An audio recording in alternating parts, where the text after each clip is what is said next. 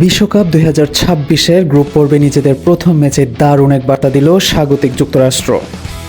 প্যারাগুয়ের বিপক্ষে মাঠে নেমে শুরু থেকেই আক্রমণাত্মক ফুটবল খেলেছে তারা এবং শেষ পর্যন্ত 4-1 গোলের বড় জয় তুলে নিয়ে টুর্নামেন্টে দুর্দান্ত সূচনা করেছে।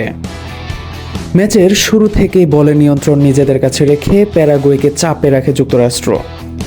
সেই চাপের ফলও আসে দ্রুত। ম্যাচের 7 মিনিটে ডিফেন্ডার ডামিয়ানের আত্মঘাতী গোলে এগিয়ে যায় স্বাগতিকরা।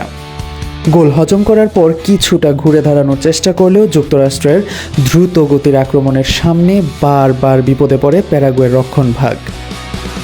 31 মিনিটে ব্যবধান দ্বিগুণ করেন ফ্লোরিন বালোগুন। দারুণ এক আক্রমণ থেকে বল জালে জড়িয়ে দলকে 2-0 ব্যবধানে এগিয়ে দেন তিনি। প্রথমার্ধের অতিরিক্ত সময়ে আবারও গোল করেন এই ফরোয়ার্ড। তার দ্বিতীয় গোলে বিরতিতে যাওয়ার আগেই 3-0 ব্যবধানে এগিয়ে যায় যুক্তরাষ্ট্র এবং ম্যাচের নিয়ন্ত্রণ পুরোপুরি নিজেদের হাতে নিয়ে নেয়।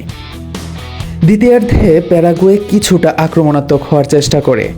73 মিনিটে মৌরিসিও একটি গোল শোধ করে ব্যবধান কমালেও সেটি শুধুই সান্ত্বনার গোল হয়ে থাকে, কারণ পুরো ম্যাচ জুড়ে যুক্তরাষ্ট্র ছিল অনেক বেশি সংগঠিত ও আত্মবিশ্বাসী।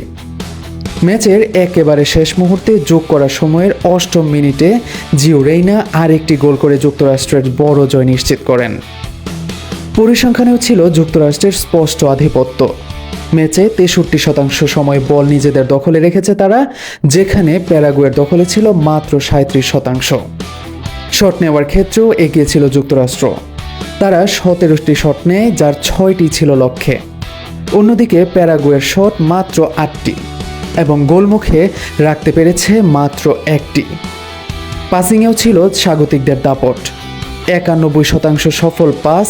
এই জয়ের মাধ্যমে গ্রুপ ডিতে শীর্ষস্থান ধরে রেখেছে যুক্তরাষ্ট্র।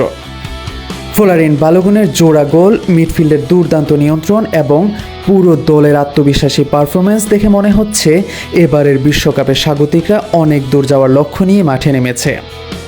অন্যদিকে প্যারাগুয়েকে পরবর্তী ম্যাচে ঘুরে দাঁড়াতে না পারলে নকআউট পর্বে ওঠার স্বপ্ন কঠিন হয়ে যেতে পারে।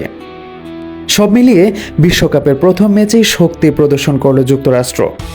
প্যারাগুয়েকে 4-1 গোলে উড়িয়ে দিয়ে তারা জানিয়ে দিল নিজেদের মাটিতে তারা শুধু অংশ নিতে নয়, বরং শিরোপার লড়াইও বড় ভূমিকা রাখতে প্রস্তুত।